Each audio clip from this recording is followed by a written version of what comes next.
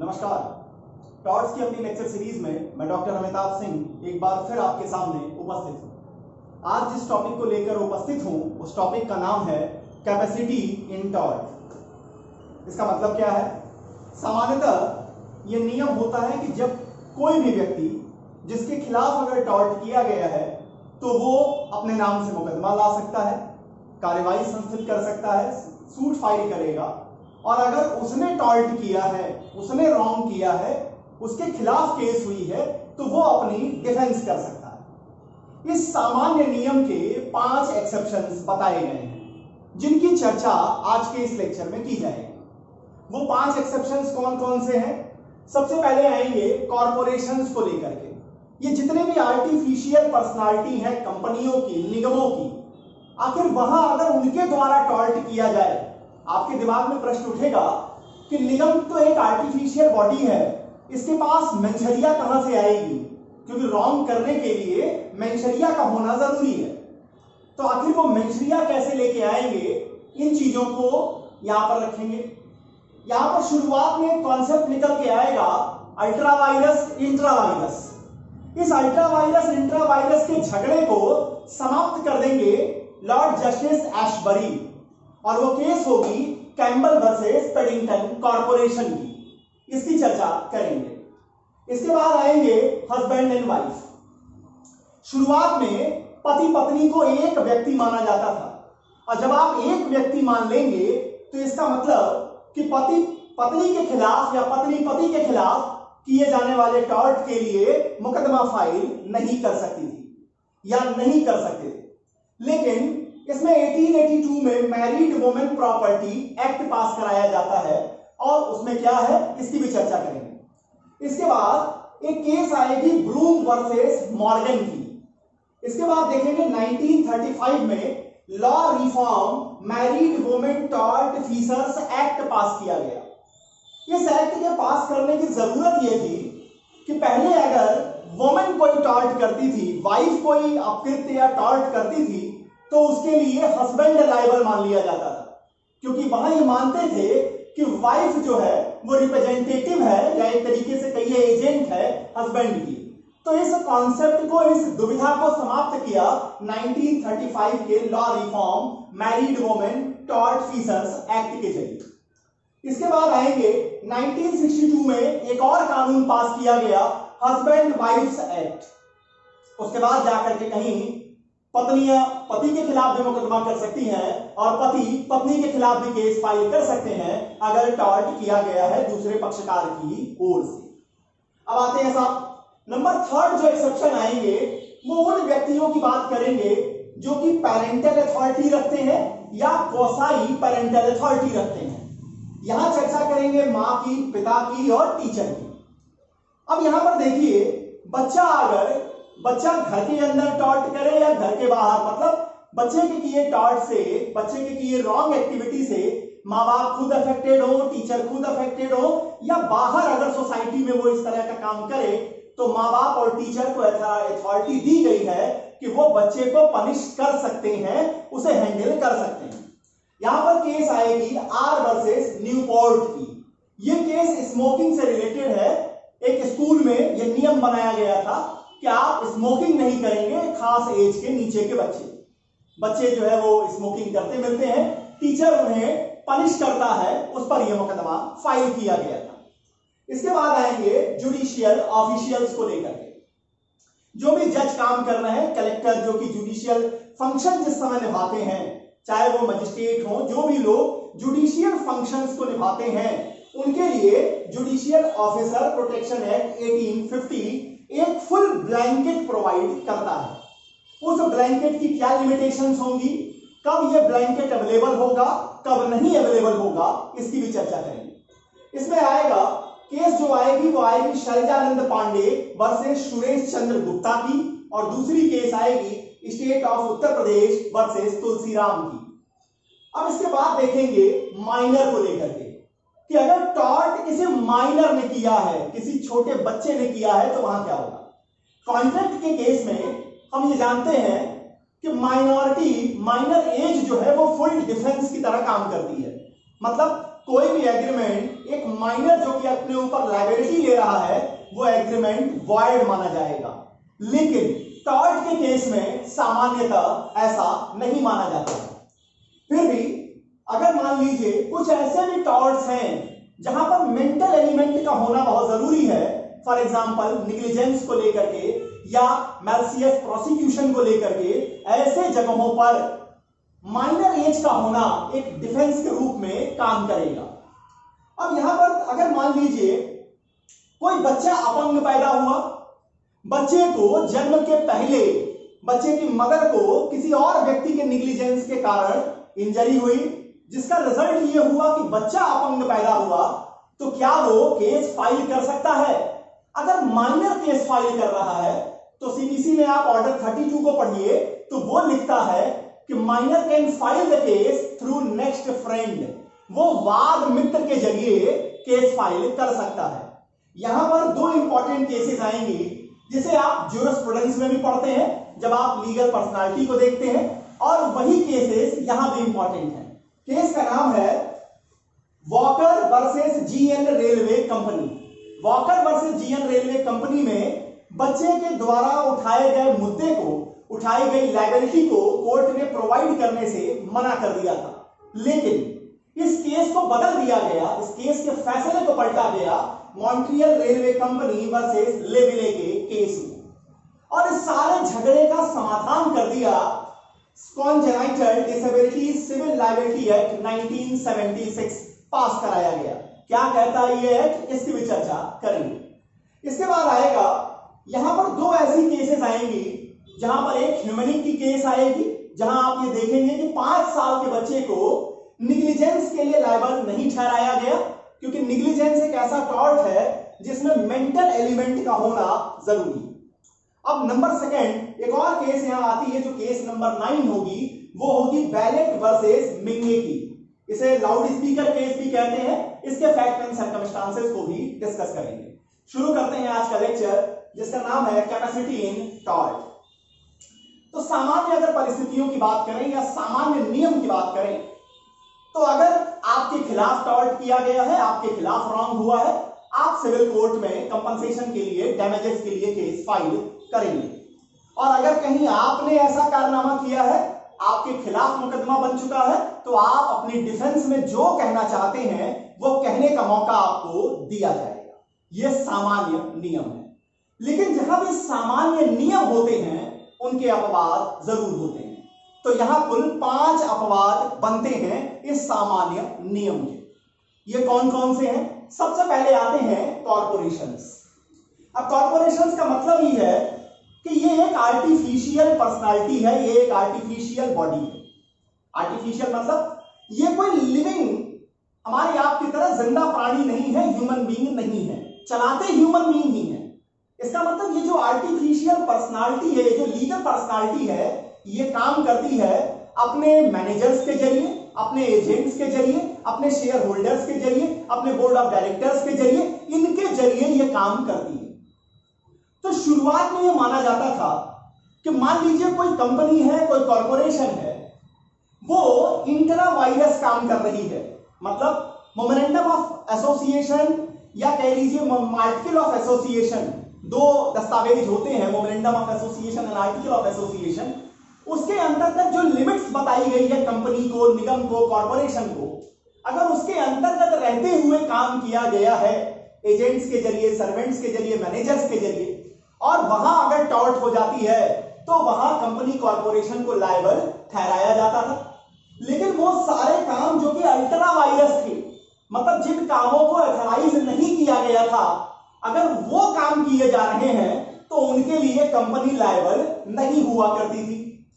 अब यहां एक मुकदमा आता है जिसमें ये झगड़ा समाप्त कर दिया जस्टिस एशबरी ने, और उस केस का नाम है कैम्पबेल वर्सेस पेडिंगटन कॉर्पोरेशन। ये काफी इंपॉर्टेंट केस है, जब आप न्यूसेंस पढ़ते हैं तब भी। एशबरी ने यह कहा, लॉर्ड जस्टिस एशबरी ने यह कहा कि अगर हम इस बात की कल्पना लेके चले, अगर हम इसको रिकॉग्नाइज कर दें इंट्रा वायरस अल्ट्रा वायरस को, तो सामान्यतः कंपनी क्या करेगी? जब उसके खिलाफ टॉर्ट का मुकदमा होगा, जब किसी कॉर्पोरेशन के खिलाफ टॉर्ट का मुकदमा किया जाएगा, वो अपना पल्ला झाड़ लेंगे कि ये जो किया गया काम था ये अल्ट्रा वायरस था। इसलिए जस्टिस एशबरी ने कहा कि वो सारे टॉर्ट जहां मैलिस का होना भी एक जरूरत है, जहां मैलिस एक रिक्वायरमेंट है, और मैलिस कोई आर्टिफिशियल पर्सनालिटी कैरी नहीं कर सकती है, उन सर्कमस्टांसेस में भी, उन टॉर्ट्स में भी कॉर्पोरेशन लायबल होंगे अगर उनके एजेंट्स, अगर उनके मैनेजर, अगर उनकी ओर से काम करने वाले व्यक्तियों ने वो मैलिस रखते हुए काम किया था। तो इसका मतलब कि जब हम कॉर्पोरेशंस को देखते हैं तो कहीं ना कहीं जस्टिस एशबरी ने एक सामान्य जिंदा व्यक्ति की तरह ही इन्हें ट्रीट करने की बात की है। अब आते हैं number second exception, husband and wife को लेकर। शुरुआत में ये इंग्लिश लॉ का सिद्धांत था कि पति पत्नी जो है वो एक ही पर्सन होते हैं, एक ही व्यक्ति होते हैं, और कोई भी व्यक्ति अपने खिलाफ तो टॉर्ट कर नहीं सकता। इसलिए अगर हस्बैंड वाइफ के खिलाफ टॉर्ट करें या वाइफ हस्बैंड के खिलाफ या हस्बैंड की प्रॉपर्टी के खिलाफ टॉर्ट कर रहे थे तो वहां केस फाइल नहीं हो पाती थी, वो क्लेम कंपनसेशन नहीं कर पाते थे। अब इस परेशानी को दूर किया गया 1882 के मैरिड वुमेन प्रॉपर्टी एक्ट को पास कर। अब यहां यह कहा गया कि अगर मान लीजिए पति जो है, इस एक्ट में यह व्यवस्था दी गई कि पति के किसी काम से पत्नी की प्रॉपर्टी को इंजरी कॉज होती है तो पत्नी पति के खिलाफ केस फाइल कर सकती है। साथ ही मान लीजिए कि जो पति है वह किसी और व्यक्ति के एजेंट के रूप में काम कर रहा है, किसी और व्यक्ति के एजेंट के रूप में काम कर रहा है, और उसके काम करने के कारण पत्नी की प्रॉपर्टी को इंजरी कॉज होती है, तो वो वाइफ जो है हस्बैंड के खिलाफ भी केस फाइल कर सकती है, और उस प्रिंसिपल जिसकी ओर से पति काम कर रहा था उसके खिलाफ भी केस फाइल कर सकती है। यहां पर केस आती है ब्रूम वर्सेस मॉर्गन की। यहां पर हस्बैंड प्रिंसिपल की ओर से काम कर रहा था, प्रिंसिपल की ओर से काम करते हुए वो कुछ ऐसा काम करता है जिससे पत्नी की प्रॉपर्टी को इंजरी कॉज हो जाती है, उसकी वैल्यू कम होती है। अब यहां वाइफ को एथराइज किया गया, उसको ये लिबर्टी दी गई कि वो अपने पति के प्रिंसिपल के खिलाफ केस फाइल करना चाहती थी, उसे अनुमति दी गई। इसके बाद शुरुआत में एक कॉन्सेप्ट काम करता था इंग्लिश लॉ में कि अगर पत्नी कोई टॉर्शियस एक्टिविटी कर रही है, कोई टॉर्ट कर रही है, तो उसके लिए लायबिलिटी पति को मानी जाती थी, पति लायबल होता था। अब इससे काफी ज्यादा इनजस्टिस हो रही थी, जिसे दूर किया 1935 के law reform married women tort fissures act में।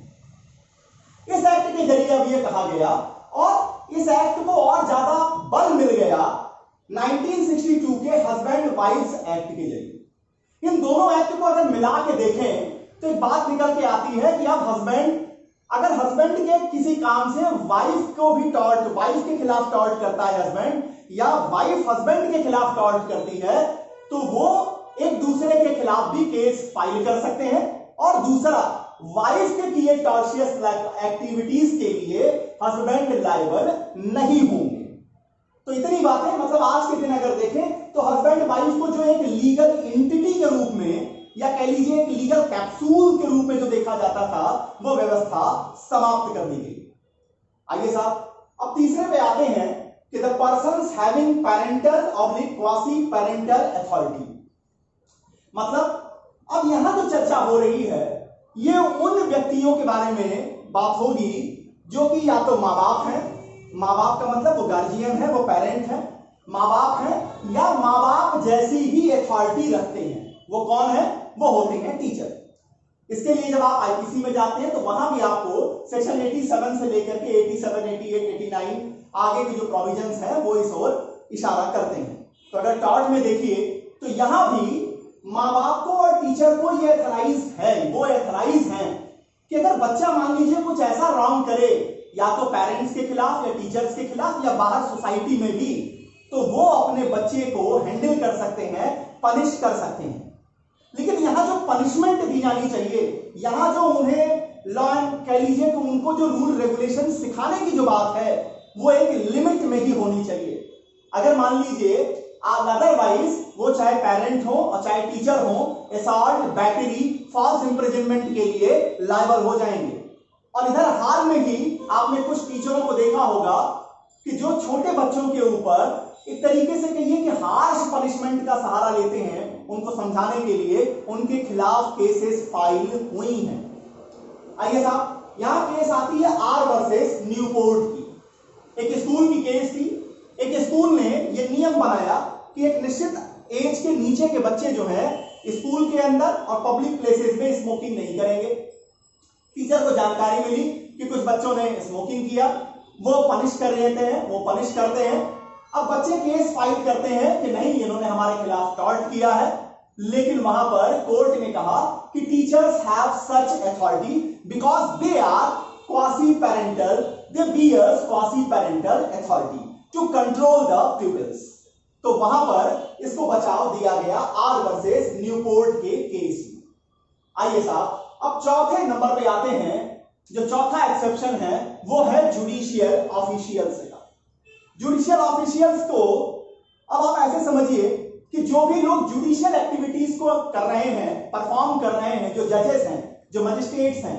अब जो इसमें कौन कौन आते हैं, ये जस्टिस ऑफ पीस भी आते हैं, कलेक्टर, जबकि वो जुडिशियल एक्टिविटी कर रहे हैं, कोई भी न्यायाधीश, कोई भी जज, कोई भी मजिस्ट्रेट, इन सारे लोगों को जो ये जुडिशियल एक्टिविटीज को करते हैं, इनको फुल ब्लैंकेट पूरी सुरक्षा प्रदान की गई है जुडिशियल ऑफिसर प्रोटेक्शन एक्ट 1850 के जरिए। लेकिन अगर इन्होंने अपने काम को विद्वेष मतलब मैलिस के साथ किया, जो काम इन्होंने किया वो इनकी लिमिट्स के बाहर है, इनके जुरिडिक्शन के बाहर है, और ये साबित हो जाता है कि यहां मैलिस है जज साहब का, तब वहां पर ये प्रोटेक्शन प्रोवाइड नहीं की जाएगी। केस का नाम है शैलजानंद पांडे वर्सेस सुरेश चंद्र गुप्ता। सुरेश चंद्र गुप्ता जी ने, जो एक जज थे, इन्होंने शैलजानंद पांडे के खिलाफ वारंट इशू किया इलीगल तरीके से। ग्राउंड नहीं बनता था, लेकिन चूंकि ये जज थे, वारंट इशू करने की कैपेसिटी थी इनके पास, इन्होंने वारंट इशू कर दिया। यहां फिर आगे चलकर शैलजानंद पांडे ने जो केस फाइल की, उसमें सुरेश चंद्र गुप्ता जज साहब को लायबल ठहराया गया। दूसरी ओर जब केस आती है state of Uttar Pradesh versus Tulsiram की, तो यहां एक अद्भुत तरीके के फैक्ट थे। 5 लोगों के खिलाफ नीचे चार्ज बनाए गए। सेशन कोर्ट ने एक व्यक्ति को डिस्चार्ज कर दिया, हाई कोर्ट ने एक दूसरे व्यक्ति को डिस्चार्ज कर दिया, मतलब उसके खिलाफ प्राइमा फेसाई केस नहीं बनते थे। 3 लोगों के खिलाफ वारंट इशू करना था। जज साहब ने क्या किया, 5 लोगों के खिलाफ वारंट इशू कर दिया। वैसे तो हमारे देश में ऐसे भी जजेस हुए हैं जिन्होंने एपीजे अब्दुल कलाम जी के भी नाम पे वारंट इशू किया था। ऐसे ही लोगों की चर्चा यहां की जाती है। तो यहां 5 लोगों को खिलाफ इन्होंने वारंट इशू किया, वो 5 बंदे अरेस्ट हो जाते हैं। अब यहां पर केस फाइल की जाती है state of Uttar Pradesh versus Tulsiram के रूप में। यहां देखिए, जज साहब को चूंकि वो जुडिशियल एक्टिविटी परफॉर्म कर रहे थे, उनको तो ब्लैंकेट दे दिया गया, लेकिन स्टेट ऑफ उत्तर प्रदेश को वाइकेरियस लायबिलिटी के अंतर्गत जिम्मेदार ठहराया गया जज साहब के इस कारनामे के लिए। आइए साहब, अब आते हैं माइनर की स्टेटस को लेकर के, माइनर की पोजीशन को समझते हैं टॉर्ट। देखिए, कॉन्ट्रैक्ट में हमने आपको बताया कि कॉन्ट्रैक्ट में इनफेंसी मतलब एक खास उम्र से कम उम्र का होना, माइनर की जो एज है वो एक फुल डिफेंस का काम करती है। लेकिन जब आप टॉर्ट में देखते हैं तो टॉर्ट के केस में ऐसा नहीं है।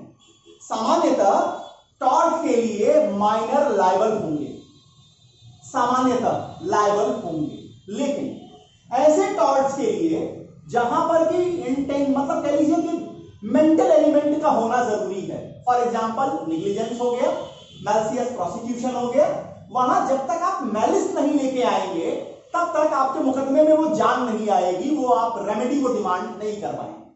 तो ऐसी जगहों पर बच्चों को जो एक खास उम्र से नीचे हैं उन्हें डिफेंस दिया जाता है। यहां केस आती है, केस है ह्यूमेनिक की। ह्यूमेनिक के केस में 5 साल के बच्चे को ऊपर या मतलब उससे ये कंपनसेशन डिमांड किया गया कि उसने नेग्लिजेंस की है, लेकिन कोर्ट ऑफ लॉ ने उन्हें लायबल नहीं ठहराया। उन्होंने कहा कि 5 साल का बच्चा वो मेंटल एलिमेंट कैरी ही नहीं करता जो नेग्लिजेंस के लिए चाहिए। अब आइए साहब, प्रश्न उठता है कि अगर बच्चे के खिलाफ टॉर्ट हुआ है तो क्या वो केस फाइल कर सकता है? तो इसका आंसर ऑर्डर 32 सीपीसी भी देती है और दुनिया की हर विधि व्यवस्था में इसके लिए उत्तर दिए हैं। इंग्लैंड में भी प्रिंसिपल है, भारत में भी है कि माइनर सूट फाइल कर सकता है किसी नेक्स्ट फ्रेंड के जरिए, किसी बाद मित्र के जरिए वो सूट फाइल कर सकता है। अगर उसके खिलाफ मुकदमा हुआ है तो ऐसे मुकदमे में वो डिफेंस भी ले सकता है। अब आइए साहब, अब प्रश्न उठता है कि मान लीजिए कि एक माइनर के खिलाफ टॉर्ट तब किया गया जब वो अपने मदर के वॉम्ब में था। मतलब लीजिए साहब, एम्बुलेंस आ गई, सोच ही रहा था कि आज क्यों नहीं है। अब मान लीजिए कि मदर, जब वो बच्चा वॉम्ब में था अपने मदर के खिलाफ किन्हीं लोगों के द्वारा निग्लिजेंस किया गया, जिसका रिजल्ट ये हुआ कि वो बच्चा अपंग पैदा हुआ। ऐसे सर्कमस्टांसेस में क्या पैदा होने के बाद वो बच्चा कंपनसेशन क्लेम कर सकता है? इसको लेकर के दो केसेस आती हैं। पहली केस है Walker versus GN railway company, जहां रेलवे कंपनी के लोगों के निग्लिजेंस के कारण जो वॉकर की जो मदर थी उसके साथ रेलवे कंपनी के लोगों ने कुछ निग्लिजेंस किया, एक दुर्घटना हुई जिसके कारण ये जो बच्चा आया ये अपंग आया। अब इस बच्चे ने जब कंपनसेशन क्लेम किया तो कोर्ट ने डिनाई कर दिया। कोर्ट ने कहा उस समय आपका अस्तित्व ही नहीं था, तो जब आप अस्तित्व में ही नहीं थे तो आपके लिए ड्यूटी रेलवे कंपनी के लोग कैरी ही नहीं करते, इसलिए उनके साइड से इस निग्लिजेंस को रिकॉग्नाइज नहीं किया जाएगा, आपको कंपनसेशन नहीं मिलेगा। यह फैसला गलत था और इस फैसले को चेंज किया गया मॉन्ट्रियल रेलवे वर्सेस लेविले के केस में। केस के फैक्ट एक जैसे हैं, लेकिन यहां पर जो एक्शन दिया था, जो एक्शन लेने की बात की गई थी, उसे रिकॉग्नाइज किया गया और कहा गया कि वो अपंग बच्चा जो है वो सूट फाइल कर सकता है, कंपनसेशन क्लेम कर सकता है। इस सारे झगड़े का समापन कर दिया गया congenital disability civil liabilities act 1976 pass कर। यहां पर कुछ नियम बनाए गए। यहां यह कहा गया कि मान लीजिए कि कॉन्जेनाइटल तरीके से अगर कोई निग्लिजेंस के कारण डिसेबिलिटी आती है और वो बच्चा जिंदा पैदा होता है, कम से कम 48 घंटे तक जिंदा रहना जरूरी है। अगर वो बच्चा जिंदा पैदा होता है, 48 घंटे तक जिंदा रहता है, तो उसकी लाइफ एक्सपेक्टेंसी में कमी आई है किसी भी व्यक्ति के किसी काम के कारण, तो इस ग्राउंड पर वो क्लेम डिमांड कर सकता है, वो कंपनसेशन डिमांड कर सकता है।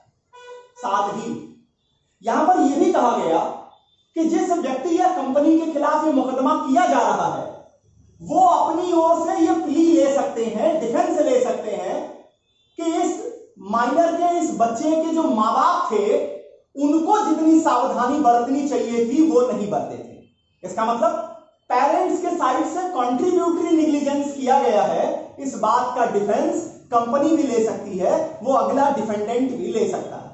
साथ ही अगर मान लीजिए एक मां जो है, एक प्रेग्नेंट वुमेन जो है, वो गाड़ी चलाते समय रैश ड्राइविंग कर रही है, रैश ड्राइविंग के कारण एक्सीडेंट होता है और बच्चे को चोट आती है, बच्चा अपंग होता है, या कह लीजिए लाइफ एक्सपेक्टेंसी उसकी कम होती है, तो ऐसे सर्कमस्टांस में वो बच्चा उस मां के खिलाफ, उस निग्लिजेंट मां के खिलाफ भी केस फाइल कर सकता है।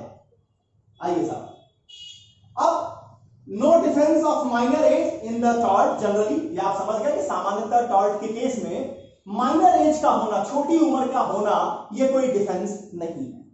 लेकिन अब यहां एक केस आती है बैलेट वर्सेस मिंगे। बैलेट वर्सेस मिंगे के केस में एक बच्चे ने क्या किया कि एक दुकानदार से एक लाउड स्पीकर लिया, लाउड स्पीकर उसने अपने इस्तेमाल के लिए लिया था। उसने क्या किया, वो लाउड स्पीकर अपने मित्र को दे दिया। मित्र जो है उसे लेकर के चंपत हो गया, मित्र जो था उसे लेकर के चंपत हो गया। अब यहां माइनर को लायबल ठहराया गया, अब यहां माइनर को लायबल ठहराया गया। इसका मतलब कि अगर कुछ एक्सेप्शंस को छोड़ दें जहां मेंटल एलिमेंट की जरूरत है, अगर उन एक्सेप्शनल सर्कमस्टांसेस, उन एक्सेप्शनल टॉर्ट्स को छोड़ दें, तो सामान्यतः किए जाने वाले टॉर्ट के लिए माइनर होना कोई डिफेंस नहीं है। तो इतनी बातें हैं आज के इस लेक्चर कैपेसिटी इन टॉर्ट में। टॉर्ट की अपनी लेक्चर सीरीज में एक और नए टॉपिक के साथ आपके सामने उपस्थित होऊंगा। तब तक के लिए बहुत बहुत धन्यवाद। नमस्कार।